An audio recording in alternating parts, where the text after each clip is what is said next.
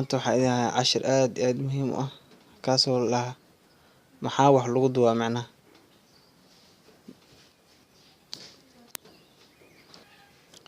Qof walbo telephone ka isticmaala YouTube-kiisa wuxuu kusoo duubaa waa DU record. DU record maxaa la dhahaa? DU record bahalkan la dhahaa ujeedaan. Bahalkan aad iyo aad muhiim u yahay waayo shaashadaada wax saaran ayuu duubaya. Banaanka ma soo duubaayo. Codkaagana waa furan kartaa in la maqlo. Adoo cashir sharxaysid shaashad telephone ka sharxaysid. Rafadan ma jira waa kana ku dhufanaya. Markaan ku dhufto waa kana wax walbo leeyahay live ka gali kartaa. Waa kana record audio waa tan oo iPhone tahay macnaha codka banaanka si loo maqlo. Waa kana control settings ka sagli wax walba record meeya sameysani. Hay record Windows waxa iska qarnaysa. Bahashan yariista oo kor soo fuusha iska qarnaysa tan iska qarin kartaa. Sidoo kale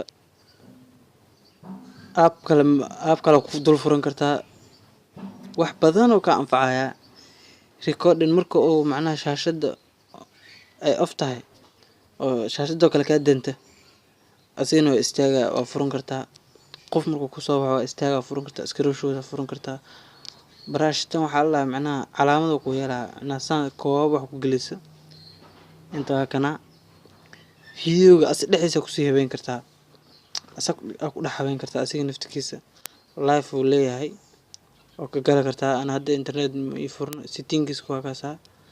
Halkan waa sidii hore inuu soo sheegay cameras waa tana.